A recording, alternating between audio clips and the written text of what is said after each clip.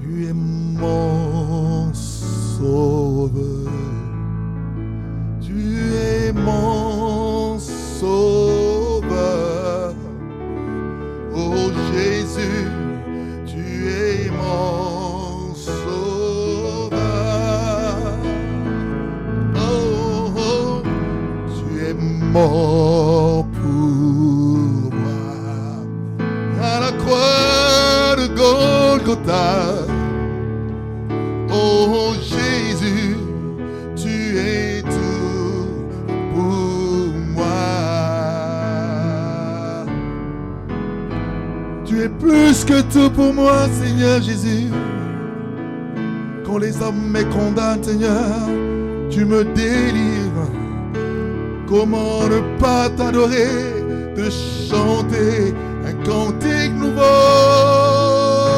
Oh Jésus, tu es mon secours. Tu es mon secours. Jésus, tu es mon secours. Oh, oh, oh, oh. Tu es mon rempart, ma victoire, mon bouclier. Oh Jésus, tu es tout pour moi. Oh, je t'aime, Seigneur. Je t'aime, Jésus. Oh Jésus, tu es tout pour moi. Alléluia. Tu m'as soutenu dans les moments des épreuves, Jésus. Oh Jésus, tu es tout pour moi. À qui pourrais-je te comparer? À qui pourrais-je te comparer? Jésus, mon roi, Jésus, tu es tout pour moi. À qui pourrais-je te comparer? Au regard de ton amour dans ma vie, oh Jésus, tu es tout pour moi.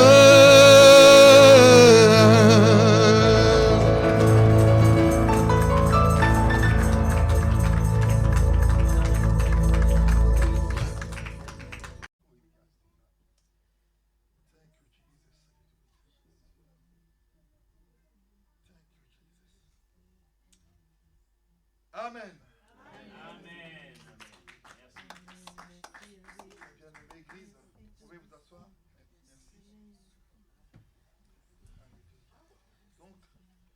Passer à la parole.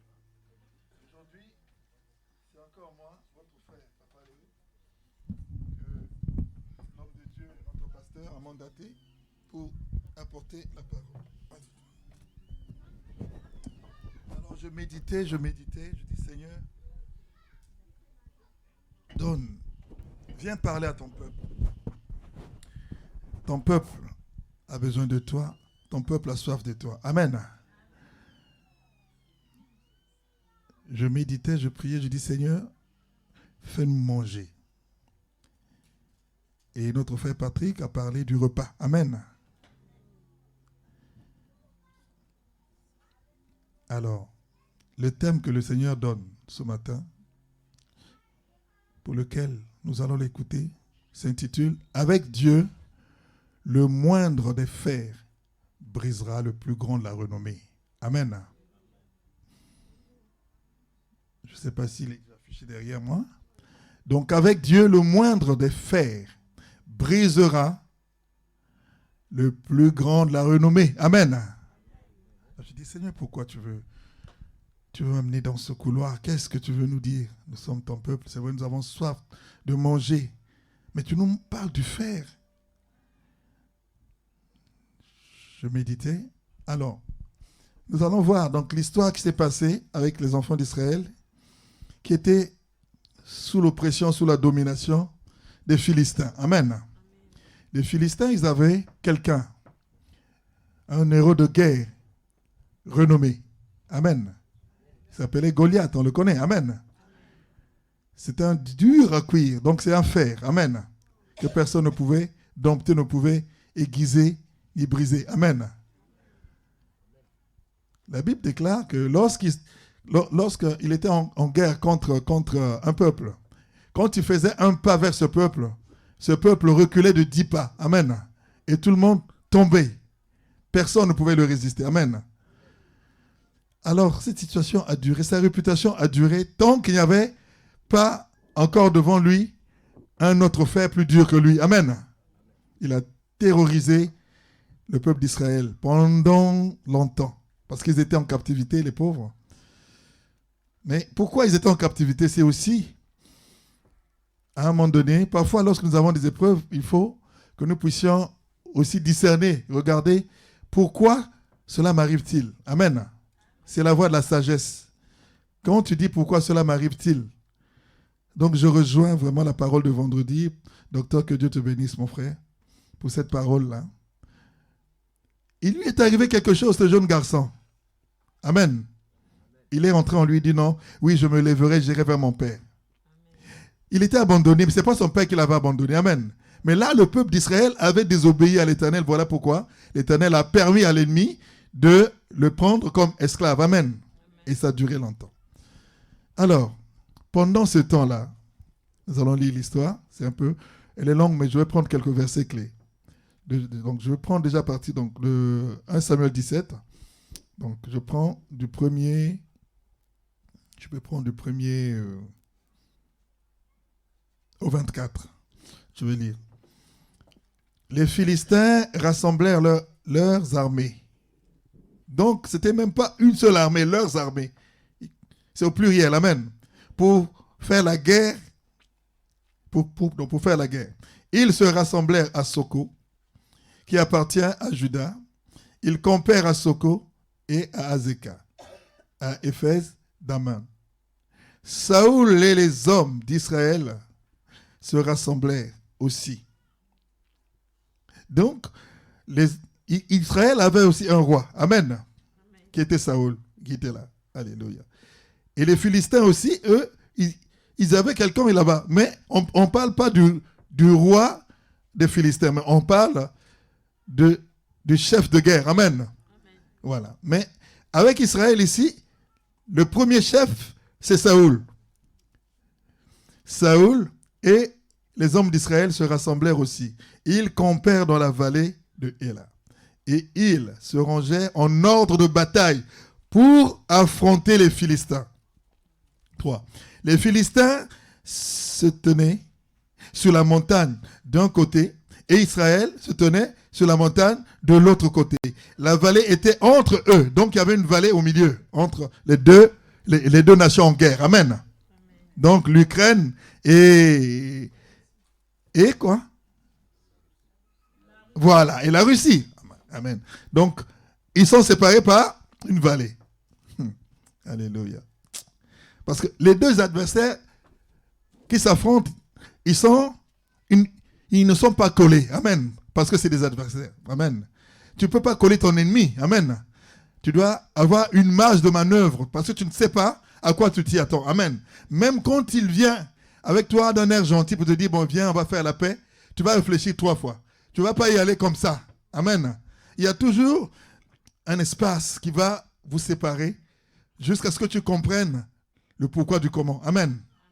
Donc, c'est ce qui se passait ici. Donc, l'armée d'Israël, d'un côté de la montagne, et l'armée des Philistins, de l'autre côté, et séparée par une vallée. Alléluia. La vallée était entre eux. Un porte-parole sortit alors du camp des Philistins et s'avança entre les deux armées. Porte-parole. Alléluia. Il se nommait Goliath. Et il était de Gath. Et avait une taille de 6 coudées. Et un non pas. C'est ça? 6 coudées. Je ne sais pas. La conversion avec, les unités de mesure actuelles, je ne sais pas, pasteur. C'est quoi 6 coudées correspondrait à quoi, Patrick? 6 mètres? Coudées signifie mètre. Hein? Bon, prenons ça seulement. Prenons mètre, on ne sait jamais. Je ne sais pas si c'est 1 kilomètre, si c'est 1 hectare, je ne sais pas. Mais ce que je sais, c'est qu'il était un géant. Amen. Bon, aujourd'hui, si on voit un Américain qui est en train de jouer au basket, qui est à 6 mètres, ça ne nous étonne pas trop. Amen. On sait que, bon, les Américains, ils sont grands, ils jouent au basket et tout ça. Donc, c'est non. Même s'il passe là, il ne va pas t'impressionner. Amen. Mais celui-là qui mesurait des coudées, je ne sais pas à quoi correspond. Coudées, parce que lui, quand il venait, tout le monde tombait. Amen. C'est ce que nous allons voir. Alléluia. Oh, Jésus. Donc, 6 coudées et un ompon.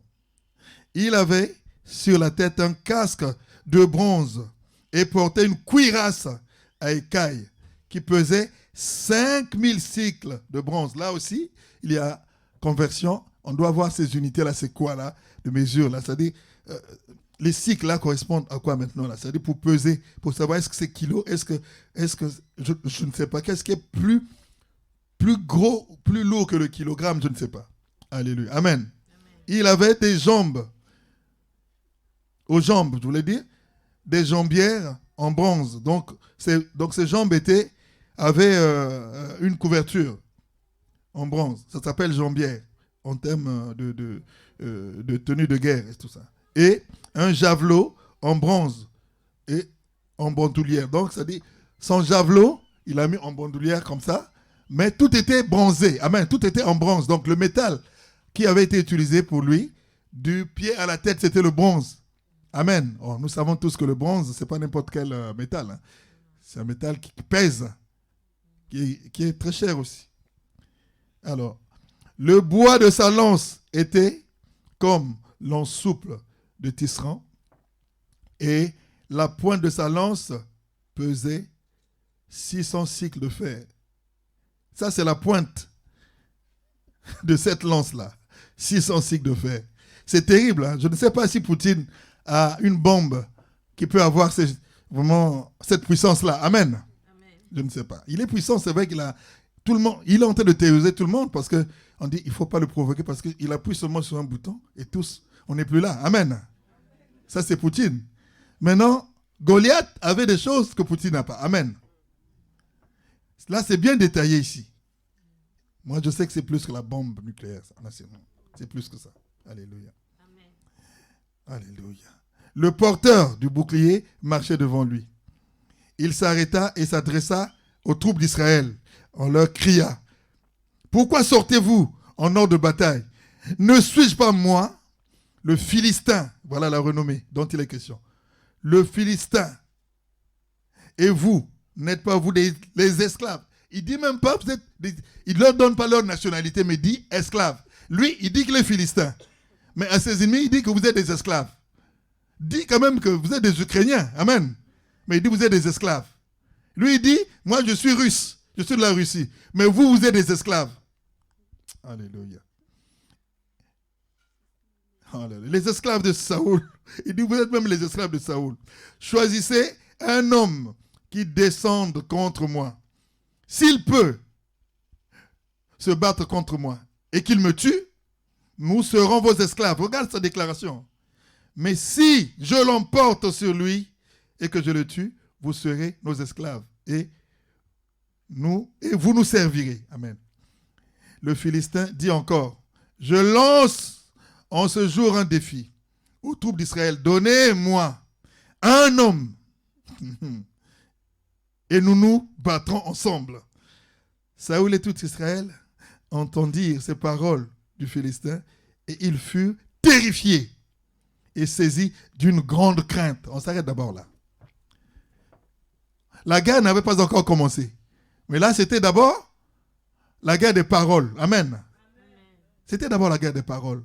Mais regarde que, à la vue de celui qui parlait, parce que déjà, lorsqu'on suit la lecture, depuis là, dans le camp d'Israël, on n'a pas encore parlé. Amen. C'est le Philistin qui parle, qui représente son camp à lui. Et c'est lui qui parle. Mais ses paroles sont en train de terrifier. Donc même sa voix était encore beaucoup plus puissante que la voix de Papa Léo lorsqu'il chante même son micro. Amen. il avait une voix qui portait. Il n'y a aucun chanteur de gospel qui peut se mettre devant lui et dire qu'il peut porter, donc il peut parler avec une voix qui va porter, qui va aller plus loin que celui de Goliath. Il n'avait pas besoin de la trompette. C'est lui qui parlait. Et donc il avait vraiment une vibration hors du commun. Amen. Donc la guerre des paroles avait terrifié déjà les enfants d'Israël. Ils étaient saisis d'une grande crainte. Je continue. 12e verset. Or David, bon là maintenant, nous allons commencer maintenant à voir la tournure. Or David était fils de 7 Éphratiens, ou Éphratiens, de Bethléem, de Juda, nommé Isaïe, qui avait 8 fils et qui, au temps de Saoul, était devenu un vieillard. Donc au moment de la guerre, le père de celui dont il est question ici, dont nous allons découvrir, était déjà vieux. Amen. Vieillard au milieu du peuple. Les 3 fils aînés d'Isaïe étaient partis pour la guerre en suivant Saoul. Les 3 fils aînés, ils étaient dans l'armée. Alléluia. Vous savez, en Afrique, il fut une époque où on enrôlait des gens. Surtout en Angola, lorsque Savimbi terrorisait, qu'est-ce qui se passe? On prend les gens à l'école. Tu envoies tes enfants à l'école, on vient prendre des jeunes garçons de 18 ans, 20 ans, sans leur consentement. L'armée a besoin des gens. Amen. Parce que là-bas, au front, beaucoup de gens sont en train de tomber. Donc, il faut mettre beaucoup plus de monde dans la troupe pour espérer vraiment avancer. Sinon, non. Alors, comment on va faire? Mais les papas déjà sont fatigués, les papas sont en train de... Et même d'autres se suicidaient. Amen. Et donc, qu'est-ce que le gouvernement faisait à l'époque? Ils enrôlaient les gens. Ils prenaient des gens. Et même, il y en a d'autres qui faisaient le mort. Lorsque ils voient l'armée arriver pour venir, il tombe là, il fait le mort. Il dit, ah, celui-là, il est faible, on le laisse. Celui-là, il est faible, non. On prend le vaillant. Amen. Donc, ceux qui couraient pour échapper à l'enrôlement, ce sont eux-là qui étaient sélectionnés pour aller combattre. Mais celui qui était sage, qui disait, non, celui-là, pourtant, il peut combattre, hein, mais il fait le mort. Il fait le mort. Alors maintenant, l'enrôleur qui passe, il dit non. Le chef de mission pour l'enrôlement, il dit non. Ça. On n'a pas besoin des faibles, non. Nous, on a besoin des vaillants. Alors ici, les 3 fils de ce monsieur-là, donc le père de David, avait trois gaillards qui se sont fait enrôler, qui étaient déjà dans l'armée. Alors, je continue. Alléluia. Donc, les 3 fils aînés d'Isaïe étaient partis pour la guerre en suivant Saoul. Voici le nom de ces 3 fils. Donc, le nom de ces 3 fils était donc, il y avait l'aîné Eliab, le deuxième Abinadab et le troisième Shama. David était le plus jeune. Et lorsque les 3 furent partis à la suite de Saoul, voilà. David s'en allait de chez Saoul et revenait pour faire paître le troupeau de son père à Bethléem. Le Philistin s'avança matin et soir. Matin et soir. Il se présenta pendant 40 jours. Isaïe dit à son fils David, prends pour tes frères 7 éphas de grains rôtis et ces 10 pains et porte-les vite à tes frères dans le camp. Tu apporteras aussi ces 10 fromages au chef de leurs milliers, donc au chef de guerre. Tu verras si tes frères se portent bien. Parce que ce papa-là redoutait. Il disait, nous savons la réputation de cette guerre-là avec notre ennemi. Il tue beaucoup. Donc, j'ai beaucoup de mes amis qui ont perdu leur fils. Alors, moi, je n'ai aucune nouvelle, je ne sais pas. Parce qu'à cette époque-là, tu ne vas pas avoir la nouvelle par WhatsApp ou, je ne sais pas moi, par un SMS. Hein. Non. Hein. Il faut qu'il ait un envoyé. Et qu'il va faire des kilomètres et des kilomètres pour arriver. Parfois, il peut faire 3 jours pour venir t'annoncer une nouvelle. Amen. Donc, ce papa, voyez l'angoisse de ce papa-là.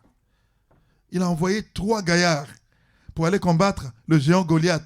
Mais il le sait pertinemment que ce n'est pas garanti. Hein. Je sais, je suis déjà préparé. Lorsqu'on me dirait qu'ils sont morts, ça ne sera pas les premiers qui sont morts. Et donc, j'ai des amis qui ont perdu déjà aussi leur fils. Donc, moi, je suis préparé. Donc, il était préparé à ça. Amen. Mais il dit, bon, toi, le plus petit, va leur donner à manger et tu m'apporteras des nouvelles pour me dire s'ils sont encore en vie. S'ils se portent bien. Alléluia. Et tu prendras un gage de leur part. Un gage, c'est quoi? En fait, c'est un symbole, quelque chose qui va marquer, qui va prouver à papa qu'effectivement, ça c'est un signe de, vraiment, ça c'est mon fils, ça c'est Eliab qui a donné, ça c'est un tel. Parce que même les paroles étaient difficiles à croire. Oui, papa, je les ai vues, mais quel est le signe? Il n'y avait pas la photo, il n'y avait pas le portable pour prendre la photo, pour venir montrer à papa, voilà. Non, un gage. Donc, prends quelque chose qui me montre, parce que je connais les habits de mon fils, je connais quelque chose qui va dire que ça, c'est mes enfants. Amen. Amen. Quelle angoisse. Et, donc, ils sont avec Saoul et tous les hommes d'Israël dans la vallée de Éla et font la guerre aux Philistins. David se leva donc de bon matin et remit le troupeau au gardien, prit sa charge et partit, comme Ésaïe lui avait demandé. Lorsqu'il arriva au camp, l'armée sortait pour se ranger en bataille et lançait des clameurs de guerre. Israël et les Philistins se rangèrent en bataille, troupe contre troupe. David se défie de ses bagages. En fait, donc il se libère de ses bagages, les remit entre les mains d'un gardien de bagages et courut vers les rangs. Lui, son problème, c'était même la nourriture, là, c'était même pas ça. C'était pour savoir si ses frères étaient en vie. Amen. Amen. Oui, parce que c'était ça le souci de la famille, c'était ça. Il court vite pour aller voir. Alléluia. David donc se défie ainsi de suite de ses bagages. Et donc, aussitôt arrivé, il salua ses frères. Donc il les a vus, il les salua. Tandis qu'il parlait avec eux, voici que le porte-parole, le porte-parole, donc c'est qui? Donc c'est Goliath qui va arriver maintenant là. Le porte-parole monta du rang des Philistins et donc il se nommait Goliath. C'était un Philistin de Gath. Il tint les mêmes discours. Et David les entendit ce jour-là. À la vue de cet homme, tous les hommes d'Israël s'enfuirent devant lui et furent saisis d'une grande crainte, comme tous les jours. Là, ça fait 40 jours qu'il fait la même chose et donc les enfants d'Israël sont terrifiés, toujours de la même façon. Amen. Amen. Alléluia. Quelle angoisse. Alors, chacun disait, avez-vous vu monter cet homme? Mais c'est pour jeter à Israël un défi qu'il monte. Celui qui le tuera, le roi accordera des grandes richesses. Il lui donnera sa fille et affranchira la maison de son père en Israël. David dit aux hommes qui se trouvaient avec lui, que fera-t-on pour celui qui tuera ce Philistin et qui relèvera le défi lancé à Israël? Qui est donc ce Philistin?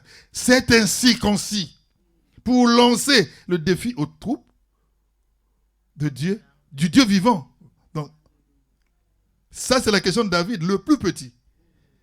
Le peuple répondit les mêmes paroles et lui dit, voilà ce qu'on fera pour celui qui le tuera.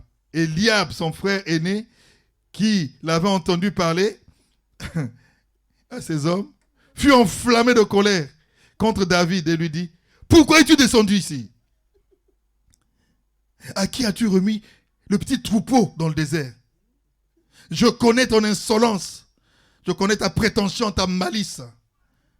La malice de ton cœur, petit voyou. C'est pour voir la bataille que tu es venu. Tu es venu au cinéma, hein, pour voir les gens en guerre, c'est ça? Je te connais. Tu sais, chaque frère connaît son frère. Amen. Amen. Ah oui, nous sommes issus tous des familles où il y a un aîné. Tous, dans la cour familiale, on se connaît. Amen. Et cet aîné connaissait son petit dernier. Donc, pour lui, c'est-à-dire la manière dont il connaissait David, il croyait que ce jour-là, il était venu comme ça. Alors là, la chose a changé. Amen. Alléluia. Ce qu'il disait, c'était pas trop méchant, c'était pas aussi du mensonge, hein. C'est la vérité. Mais il a dit, je connais ta prétention, tu es trop vicieux, tu es trop courageux. En fait, c'est ce qu'il voulait dire. Que tu es trop courageux. Amen. Amen. Alléluia. Quel est le caractère que tu montres autour de toi, mon frère, ma soeur? Qu'est-ce que les gens disent de toi? Qu'est-ce que tu as qui impressionne et qui fait réfléchir les gens? Amen. Amen. Est-ce que tu es insolent? Tu es insolente? Ou tu es gentil? Amen. Amen. Est-ce que tu es doux ou tu es coléreux? Amen. Amen. Tout ça, ce sont des caractères, non? Alors, chacun de nous laisse une empreinte de caractère quelque part. Amen. Les années passent, mais vous savez, je vous donne un petit exemple. Hier, il y a un jeune homme qui m'appelle. Il m'avait laissé des messages. Bon, après, je les lisais. Mais là, il a insisté. Il dit, Yaya, je suis dans le train, tout ça. Si on peut se voir, vraiment, ça serait une bonne chose. Ou même parler, tout ça. La nuit, je lui avais fait un message pour dire, oh, ah bon, Jean-Pierre, c'est toi? Comment ça va et tout ça. Je lui ai dit, bon, écoute, on était à Luanda et tout ça. Bon, je te reconnais, tout. Et qu'est-ce qu'il me donne comme réponse? Tu dis, Yaya, celui qui ne reconnaîtra pas ce que Léo avait fait là-bas, donc le grand Léonard avait fait là-bas, à Luanda, comme bien, donc c'est un sorcier. C'est la sorcellerie ici, on ne peut pas se souvenir de ce que tu avais fait. Tu sais, tu étais l'ambassadeur des Congolais de Brazzaville qui étaient perdus là, qui ont fait la guerre, qui sont venus là. C'est toi qui les avais pris sous ton aile. Tu les avais logés chez toi, tu les avais nourris de ton argent à toi. Alors ça, moi, quel que soit, rien ne peut m'effacer cela dans mon esprit. Donc là, je suis à Tours. Maintenant, je me dis, il faut que je voie ce grand-là. On m'a dit que tu es dans la région parisienne, il faut qu'on se voie. Donc, on a conversé comme ça. Donc, il s'est souvenu de ce que j'étais. Amen. Moi, j'avais oublié même. Hein, quand il a dit, je lui ai posé des questions pour que je puisse me rappeler. Mais de qui s'agit-il? Comment tu t'appelles, tout ça? Il a donné des noms. Machin. Alors, je l'ai connu par un autre pseudonyme, là. Il s'appelait Makambo de base, à l'époque. Oh, son nom, c'était Jean-Pierre, en fait. Mais moi, je l'avais connu par Makambo de base. Amen. C'était son caractère, tu vois. Makambo de base, il était là, tout ça. Moi, c'est Léo. Il y a Leonardo. Voilà. Bon, maintenant, il me dit non. Celui qui ne reconnaîtra pas les bienfaits de Léo là-bas, non, c'est un sorcier. Amen. Alléluia. Donc, le caractère de David était connu de son grand frère. David se leva de bon matin et remit le troupeau. Donc là, on a lu tout ça. Où est-ce qu'on était? On était quand on donnera 28, hein? Voilà. Amen. Donc, vous êtes en train de bien suivre. Merci. Eliab, donc, dit, donc le frère aîné, qui avait entendu parler, donc cet homme, fut enflammé de colère. Il dit à David, pourquoi es-tu donc descendu? Voilà, et tu as remis à qui? Donc, le troupeau, le petit troupeau. Je connais ton insolence, ta malice, la malice de ton cœur. C'est pour voir la bataille que tu es descendu. David répondit, qu'ai-je fait jusqu'à présent? Qu'est-ce que j'ai fait? Quelle est cette affaire-là? Hein? Voilà une affaire qui est là. C'est quoi le problème? Il se détourna de lui pour s'adresser à un autre et posa la même question. Il y a des gens qui peuvent te distraire dans tes convictions. Ne perds pas le temps. Amen. Quand tu es sûr de ce que tu as, tu sais que c'est Dieu, c'est le Saint-Esprit qui t'a mis là. Tu verras, le diable va mettre des gens qui vont te déstabiliser, qui vont dire non. Laisse. Ne pose pas cette candidature. Ne va pas là-bas. Non. Mais quand toi, tu sais que c'est le Saint-Esprit qui t'a mis ça à cœur, que tu as la conviction, alors ne perds pas le temps avec ceux qui vont descendre ta foi. Amen. Mais sois avec ceux qui vont remonter ta foi. Amen. Ceux qui t'encouragent à aller dans la foi, alors plutôt suis-les que ceux qui vont faire le contraire. Amen. Et David, tu vois, c'est son frère. Mais quand il a écouté les propos de son frère, il a dit non, toi, tu vas enlever la foi. Non. Il est parti chez quelqu'un qui n'est pas de sa famille. Amen. Voilà, qui avait un autre langage. Alléluia. Oh, le Seigneur est merveilleux. Amen. Avec Dieu, le moindre des fers brisera le plus grand de la renommée. Amen. C'est ce que Dieu veut nous dire aujourd'hui. Alléluia. Alors le peuple lui répondit comme la première fois. Et lorsqu'on eut entendu les paroles prononcées par David, on rapporta devant Saoul. Maintenant, le roi n'était pas dans cette affaire-là. Mais les gens qui ont suivi la conversation, dans le comportement de David, parce que la présence de David avait amené une agitation. Amen. Donc, ils sont au front, concentrés à trouver des stratégies. Comment on va combattre ce géant-là qui nous terrifie. Mais le petit David arrive. Il amène quelque chose qui les distrait. Amen. Ils ne sont plus concentrés sur Goliath, mais ils sont concentrés en train d'écouter ce petit-là, le petit David. Il le trouvait intéressant, mais ce petit-là vraiment. Ce petit-là même. Donc chacun avait son appréciation. Chacun pouvait dire ce qu'il pensait. C'est un voyou, comme le grand frère aîné, voilà. Mais il y a quelqu'un qui a dit, non, moi je t'amène chez le roi quand même. Ce que tu dis là, c'est important quand même, oui. C'est pas quelque chose à négliger. Amen. Alors, donc on apporta chez Saoul. David dit à Saoul, pardon, que personne ne te décourage à cause de ce Philistin. Vous voyez, un petit David. Hein. Le Philistin, déjà, il est décrit. Il mesurait des kilomètres. Hein, amen. Hein. Ah oui. Il mesurait des kilomètres, mes frères. Ah oui, il est décrit. Mais David, ici, on décrit seulement qu'il était le petit dernier de la famille des enfants d'Ésaïe. Amen. Le petit dernier. Donc, le petit dernier, il arrive ici. Il dit au roi, hein, que personne ne te décourage à cause de ce Philistin. Amen. Ton serviteur ira se battre avec lui. Le roi regarde celui qui lui parle. Il le regarde. Déjà même, pour voir les yeux de David, le roi Saoul, il fallait qu'il s'abaisse comme ça là. Vous voyez? Le roi Saoul, il est là. Il est sur son trône. Mais le petit qui vient lui parler, regarde comme ça là. J'irai me battre avec lui. Amen. Alors le roi regarde, mais c'est qui ça? Regardez le rapport. Amen. Amen. Alléluia. Oh, le Seigneur est merveilleux. Alléluia, alléluia, alléluia. J'irai me battre. Donc 33. Saoul dit à David, tu ne peux pas marcher contre ce Philistin, car tu n'es qu'un jeune garçon. Mais lui, c'est un homme de guerre depuis sa jeunesse. Voilà la renommée. Amen. Donc il avait pour renommée un homme de guerre depuis sa jeunesse. Donc il n'avait pas l'âge de David. C'était quelqu'un qui était adulte, mais qui avait l'ancienneté dans la guerre. Amen. Amen. Qui avait une réputation de tueur. Amen. Ah oui, c'était un ancien de guerre. Même Saoul l'a reconnu, lui-même le chef. Il dit, mais lui c'est un ancien, toi tu n'es qu'un jeune, un petit jeune. David dit à Saoul, ton serviteur. Voilà, maintenant c'est David qui commence à convaincre maintenant là.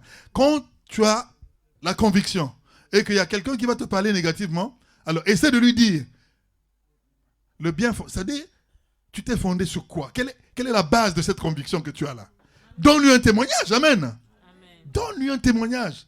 Et c'est ce que David va faire. David dit à Saoul, ton serviteur faisait paître le troupeau de son père. Et quand le lion et l'ours venaient enlever une brebis du troupeau, je courais après lui, je le frappais et j'arrachais la bête de sa gueule. Et s'il se dressait contre moi, je le saisissais par le poil du menton et je le frappais et je le tuais. Oh! Quelle histoire! Qui peut croire à une telle chose? C'est difficile. Hein? Il dit, renseigne-toi. Monsieur le Président, renseigne-toi. Alléluia.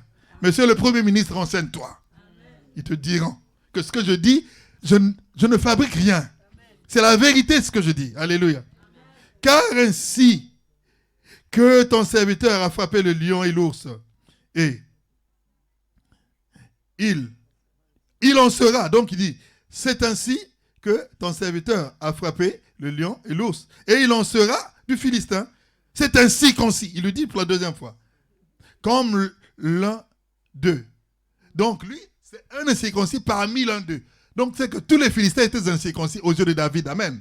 Mais Saoul n'avait même pas sorti un vocabulaire comme ça là contre ses ennemis parce qu'il avait trop peur d'eux. Amen. Même dans son propre cœur pour dire que c'est des incirconcis, il dit ils vont l'entendre, ils vont me tuer. Et ça c'est le chef de guerre, le chef de l'armée. Il n'osait même pas sortir dire ce qu'il pensait parce qu'il était terrifié. Il était influencé par Goliath. Amen. Oh là là là là là là. Donc c'était des incirconcis. David trouvait tous ces gens-là comme incirconcis, comme des incirconcis. Amen. Comme l'un d'eux. Car il a lancé un défi contre aux troupes. Donc il a lancé un défi aux troupes du Dieu vivant. Saoul, le roi, ne dit pas à son armée que voilà, vous êtes l'armée du Dieu vivant. Amen. Il leur a donné la culture de guerre, mais sans leur parler de Dieu. Amen. Amen. Mais ici, c'est le petit David qui n'est même pas dans l'armée, qui va venir dire que voilà, celui-là, il a lancé le défi à l'armée de Dieu vivant. Amen. C'est incirconcis.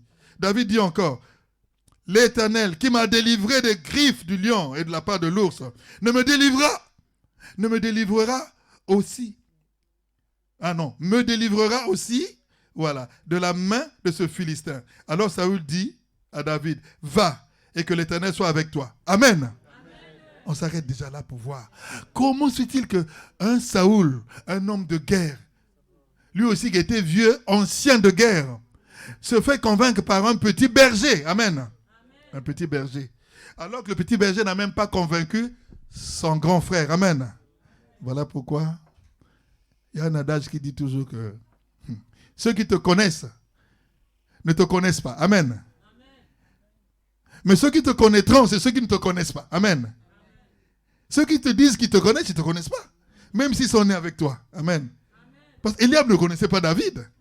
Il voyait de David un bébé qui a la totote à la bouche. Amen. Qui a la tétine. C'est ça.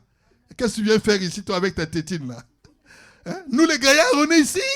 Hein? On est terrifiés, là. Ça fait 40 jours, là, 40 jours. Aujourd'hui, on ne peut même pas manger. Dès que ce type-là monte là, mais il n'y a personne qui peut... Mais toi, là, repars là-bas.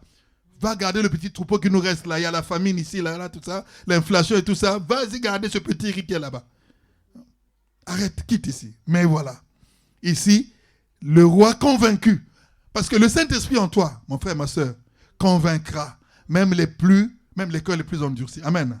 Quand c'est ton jour, quand c'est ce jour-là que le Seigneur veut te positionner quelque part, il va convaincre celui qui t'écoutera. Alléluia. Alors si vraiment tu es là, tu peux même faire ça. Si c'est ton jour, le Saint-Esprit convaincra le plus incrédule. Il convaincra même le plus rugueux. Amen. Ah oui. Oh là là. Il dit que l'Éternel te garde. Alléluia. Que l'Éternel soit avec toi. Alors Saül, revêtu, regarde maintenant. Saül, revêtu David de ses propres habits. Écoute, donc, quand j'ai lu ça, je dis, mais quoi, est-ce que je vois bien les lunettes sont déjà un peu fatiguées? Donc, c'est le roi Saül qui enlève son armure. Tellement convaincu par l'esprit de David, il dit, non, vas-y. Mais tu ne peux pas aller comme ça tel que tu es, je te donne mes armures. Parce qu'il sait que l'ennemi est aussi habillé d'une armure. Amen. Il a une tenue de guerre et aussi des armes de guerre. Saül aussi était revêtu. Ah oui, il avait des habits qui le caractérisaient. Qu'il était un chef de guerre, il était là. Mais il donne ça au petit David. Il dit non, donne-moi ta tétine, mais prends ce que j'ai là. Vas-y. Amen. Alléluia, alléluia, alléluia. Oh Seigneur. J'imagine comment est-ce qu'il était dans la robe de Saül. Comment il pouvait marcher vraiment, oh Jésus. Alors il plaça sur sa tête un casque de bronze et le revêtu d'une cuirasse. David mit à sa ceinture l'épée de Saül par-dessus. Et voilà, donc ses habits. Et entreprit de marcher. Car il n'avait encore essayé. Mais il dit à Saül, je ne peux pas marcher avec tes bricoles là. Non. C'est trop lourd, je ne peux pas. Écoute, tu ne peux pas prendre les choses d'autrui. La conviction qui n'est pas la tienne bloquera ta marche. Amen. La conviction qui n'est pas la tienne. Parce que la tienne, si tu es sûr que c'est le Saint-Esprit qui te parle, alors si tu laisses cette conviction parce que tu te laisses enrouler par la négativité, donc tu vas prendre ces armures négatives, alors ça bloque ta marche. Alors, la victoire qui était à ta portée, tu la perds. Amen. Alors David, avant d'arriver là, il dit non, qu'est-ce que je fais là? Il était un peu complaisant, il était respectueux en fait. Il a respecté l'autorité établie en portant ses habits. Mais quand il a essayé un pas, il ne voyait plus. La robe était là-bas. Et puis, il dit, mais ça c'est une couette ou une veste? Il ne savait plus comment qualifier ça. Et même la lance de Saül pesait plus que David. Amen. La lance de guerre de Saül. David ne pouvait pas porter ça. Parce que c'était... Qui peut porter quelque chose qui est au-dessus de son poids? Quasiment personne. Tu peux porter toi qui pèses 75 kilos ou 45 kilos, on te donne quelque chose de 200 kilos, tu peux pas. Amen. Soyons logiques. Et c'est là. Donc il a marché. On est dans quel verset là? 39, hein? Amen, amen, amen, amen. Donc oui, 40 donc. 40 donc. Et prit en main son bâton. Ah, regardez bien. Choisit 5 pierres polies. Oh là là. Du torrent. Et les mit dans sa gibecière. Donc, il revient sur sa petite tenue. Amen. Amen. Oui, sa petite tenue de la première section maternelle. Le petit sac de Samuel, là. Je ne peux pas mettre mon piano là. Amen. Ah oui, je ne peux pas mettre ce piano dans le sac à dos de Samuel, ni dans le sac à dos de Clara, ni d'Élisée. Rien. Parce que ce n'est pas convenable. Donc, qu'est-ce qui se passe? Donc, David avait ses instruments à lui, son sac à lui, sa gibecière. Et il ramasse quoi? Des pierres à la place de la lance roquette, à la place de toutes les armures que l'Ukraine est en train d'utiliser contre et vice-versa. Ah oui. Parce que si aujourd'hui, nous regardons ce qui se passe en Ukraine, cette réalité-là est quand même terrifiante. On sait que l'ennemi de l'Ukraine n'est pas des moindres. Amen. Il a une renommée. Amen. Il fait réfléchir. Amen. Ah, 2 fois, comment? S'il se fâche contre nous aussi, on va devenir comme l'Ukraine. Hein. On va aller négocier avec stratégie. Amen. On commence à trouver... parce que les gens ont peur de se faire perturber. Quand tu as un peu de paix, qui peut perdre le peu de paix là? C'est-à-dire, on est en train quand même de venir célébrer notre culte ici. Rien ne nous arrête. Mais en Ukraine, le dimanche, c'est qui va aller en présentiel? Parce que là, c'est boum, boum, boum, boum partout. Personne ne sort. Amen. Donc, il faut éviter ça. Pour éviter ça, je ne parle pas. Amen. Mais regardez ici, regardez ici. Donc, David, maintenant, il prend ces petits trucs à lui. Ces 5 pierres polies et tout ça. Donc, il met ça dans ces trucs de... Donc, dans son arsenal de petits bergers. Puis, sa fronde, la fronde à la main. La fronde, c'est... On se sert de ça, on enroule une pierre et tu lances. Amen. Alors, oh là là. Donc, je reprends donc verset 40. Et prit en sa main son bâton, choisit 5 pierres polies, voilà, du torrent, et les mit dans sa gibecière de berger et dans sa poche. Puis sa fronde à la main, et il lança contre le Philistin. Il s'avança, contre le Philistin. Le Philistin s'approcha peu à peu de David, précédé de l'homme qui portait son bouclier. Tu vois, le Philistin avait un homme qui portait son bouclier, hein, mais David n'avait personne qui portait ses armes. Amen. C'est lui-même. Le Philistin regarda, alors il aperçut David, le méprisa. Amen. Voilà. On va te mépriser. Amen. Amen. Mais ce n'est pas parce qu'on t'a méprisé et qu'on te l'a fait savoir que c'est vrai. Ce n'est pas vrai. Amen. Amen. Dieu te voit autrement. Est-ce que toi, tu te vois comme Dieu te voit? Amen. Mais le plus souvent, lorsqu'on t'a méprisé, c'est ça qui va te rester, c'est fini. Tu abandonnes tout. Moi, déjà, on m'a dit que je ne peux pas. Je suis nul. Je ne peux pas. Quand tu rates une fois le code de la route, ça ne veut pas dire que tu ne vas pas avoir le permis. Amen. Révise encore, révise encore, révise encore. Amen. Fais des efforts. Amen. Même si tu rencontres un moniteur qui est Goliath, là, qui va te mépriser, il va dire, toi, là. La façon dont je te vois là, tu n'es pas faite pour conduire, toi. Laisse tomber. Dis-lui, va dire ça à ta maman.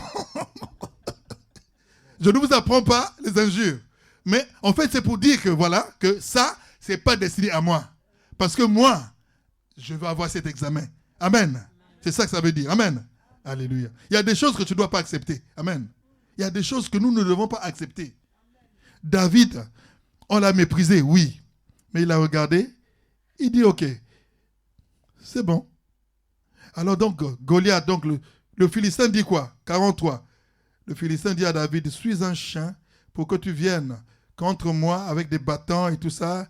Et après l'avoir maudit de tous ses dieux, il ajouta, viens vers moi et je donnerai ta chair aux poissons, aux oiseaux du ciel et aux bêtes des champs. David dit aux Philistins, tu marches contre moi avec les pelles à lancer le javelot, et moi, je marche contre toi au nom de l'Éternel, le Dieu des troupes d'Israël que tu as insulté. Dans d'autres versions, dans la mienne, que tu as défié. Amen, que tu as mis au défi. Aujourd'hui, l'Éternel te livre entre mes mains. C'est le petit David qui dit ça. À qui? À Goliath. Je te frapperai je couperai ta tête aujourd'hui et je livrerai ton cadavre là. Donc, du con là. Voilà. Des Philistins aux oiseaux du ciel et aux animaux de la terre. Et toute la terre reconnaîtra qu'Israël a un Dieu. Amen. Qu'il y a un Dieu en Israël. Et toute la terre reconnaîtra qu'il y a un Dieu en toi, ma sœur. Qu'il y a un Dieu en toi, mon frère.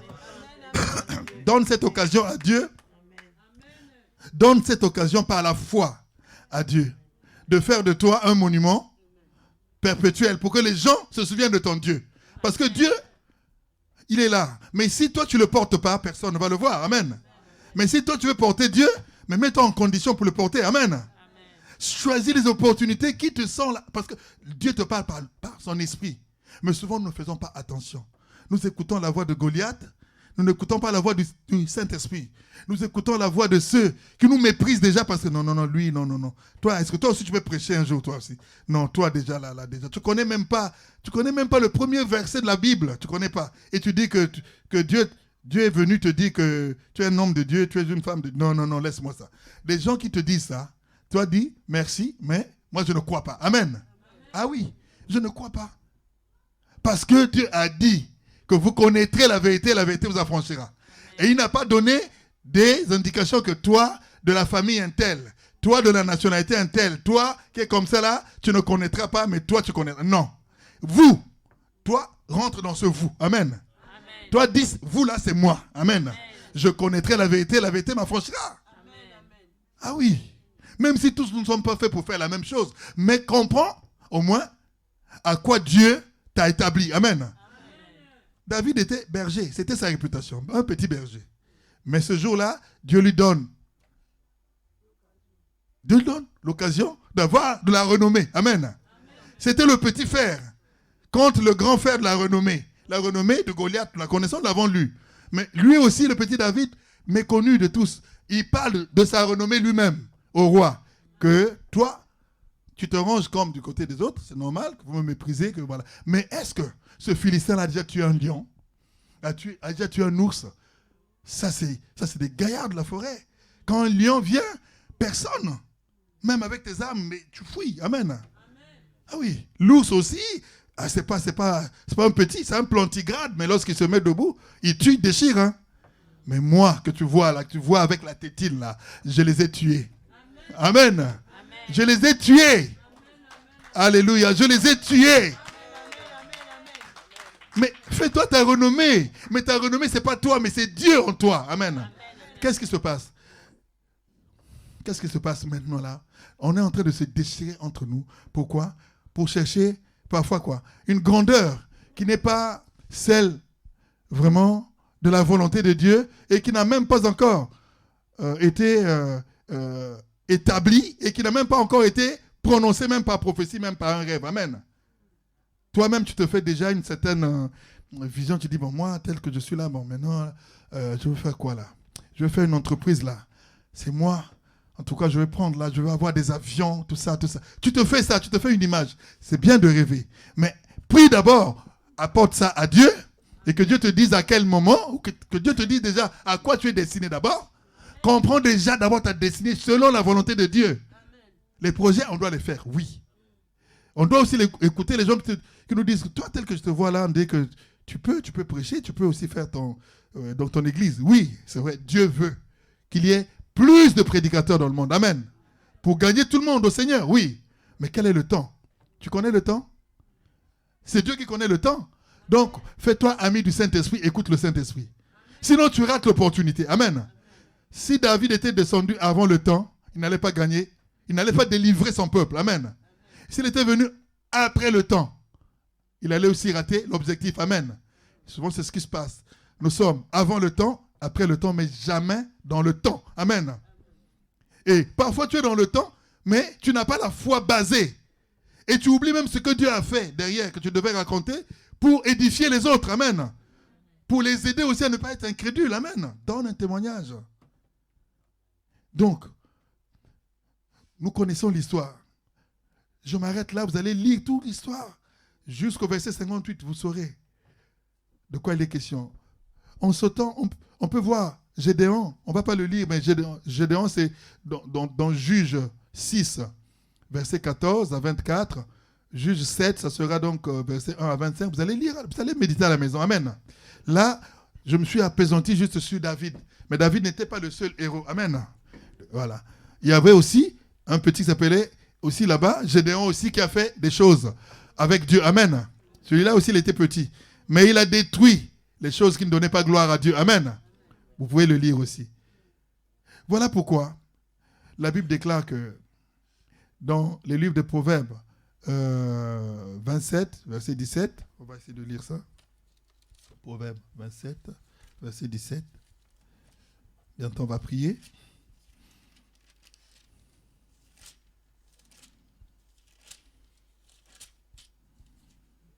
27, verset 17.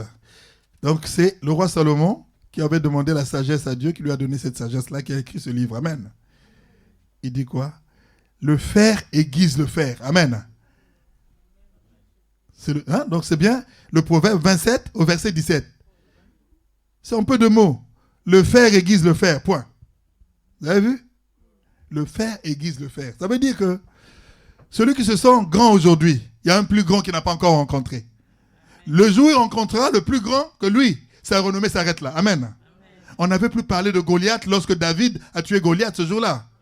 Ce n'est pas l'armée de l'Éternel, c'est pas l'armée d'Israël entraînée par Saoul qui a gagné la victoire. Non. Mais c'est Dieu a accordé la victoire à Israël par David, par le moindre de fer. Amen. Le plus petit de fer a brisé le plus grand, la renommée, et a pris sa renommée maintenant là. Voilà pourquoi il a dit, c'est contre l'armée d'Israël que tu as insulté. Donc, moi je viens contre lui, toi tu viens avec des bâtons et tout ça. Mais quoi? Tu viens avec la lance et le javelot. Et toi tu me vois avec un bâton de baiser, tu dis que je suis un chien. Mais le chien rebelle, on fait quoi? Mais on peut l'euthanasier, amen. Ou on peut l'isoler. Mais toi là, on ne va pas t'isoler. Je ne vais pas te mettre dans le cachot, mais je vais te couper la tête. Amen. Et je vais livrer ton cadavre aux oiseaux du ciel. Aux oiseaux. Amen. Alléluia, alléluia, alléluia, alléluia. Mon frère, ma soeur, prends la résolution aujourd'hui de donner l'occasion à Dieu, vraiment, de faire de toi, de te faire découvrir ce que tu es en Christ. Amen. Amen. Mais avant que tu ne comprennes ce que tu es, écoute d'abord. Amen.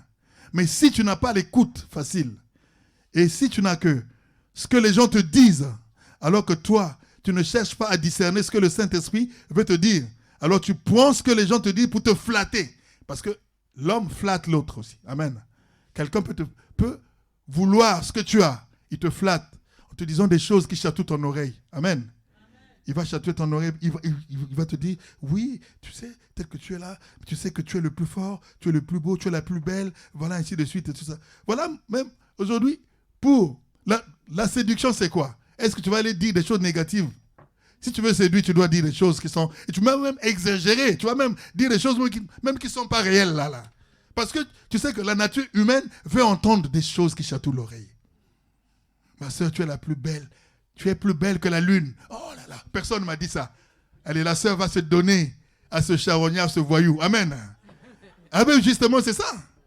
Il faut discerner. Parce qu'il y a des choses en toi que le diable ne veut pas. Donc, ces choses-là font peur au diable. Mais le diable va utiliser des gens pour bloquer ces choses-là en venant mettre maintenant la contrefaçon. Amen. Il va venir mettre la contrefaçon. Il va t'envoyer avant le temps, même si c'était ça. Même si on te l'a déjà dit que voilà, un jour tu serviras le Seigneur. Mais si tu n'es pas dans le temps de Dieu, le diable connaît déjà, il va maintenant mettre la contrefaçon, il va venir te dire. Parce qu'ils sont en train de savoir que si je lui dis ça, il va me donner ça. Il va me faire confiance, ainsi de suite. Alors, c'est de là. Parce que David n'a pas marchandé avec qui que ce soit. Amen. Amen.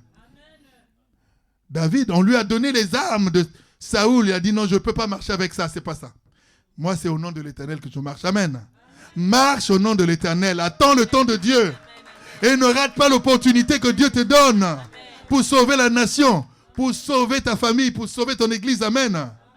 Ah oui, on ne sait pas. Aujourd'hui, Poutine se dit le plus grand. Mais il y a un David qui arrive. Amen. Amen. Ah oui. Retenez bien.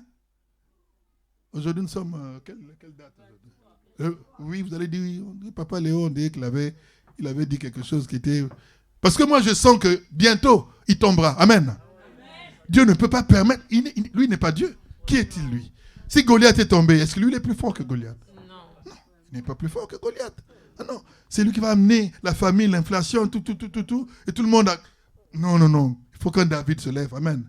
Mais ce David-là, c'est Dieu qui va l'élever. Ce n'est pas lui-même qui va se fabriquer David. Non. Ne te fabrique pas David. Mais laisse que Dieu dise que tu es David. Et à ce moment-là, maintenant, tu sauras. Et tu vas dire que c'est au nom de l'Éternel. Parce que si tu te fabriques David, c'est toi, c'est l'orgueil maintenant. Celui qui se fabrique David dans les situations, c'est un orgueilleux. Amen.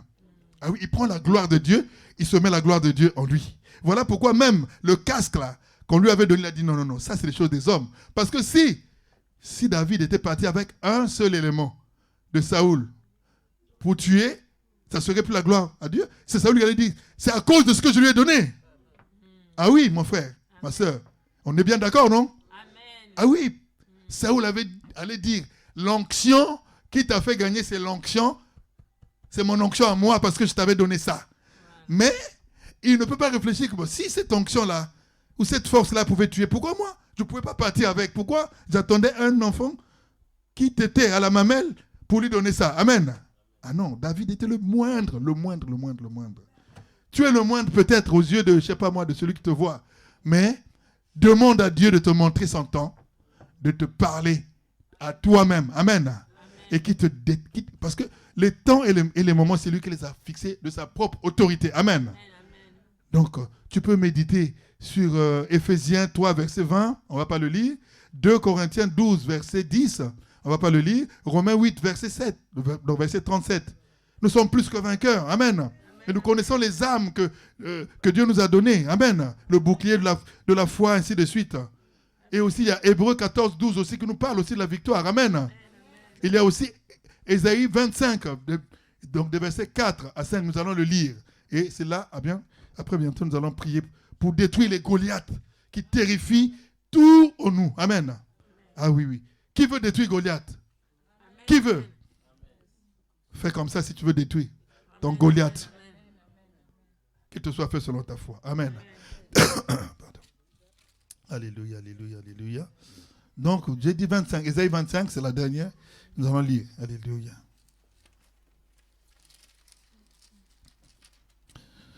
Oh, merci Seigneur. Ésaïe 25. Oui, donc j'ai dit 4 à 5. Tu peux lire tout. Mais là, ce qui nous concerne là pour faute de temps, 4 à 5. Je lis au nom du Seigneur. Car tu as été un refuge. Donc, car tu c'est Dieu. Car tu as été un refuge pour le faible. Un refuge pour le pauvre. Dans la détresse, un abri contre la pluie battante. Un ombrage contre la chaleur. Car le souffle du tyran, voilà, le souffle du tyran, le tyran c'est Goliath, tu vois, est comme la pluie battante, mûre. Mais comme tu domptes la chaleur dans les lieux arides, tu as dompté les tumultes des étrangers.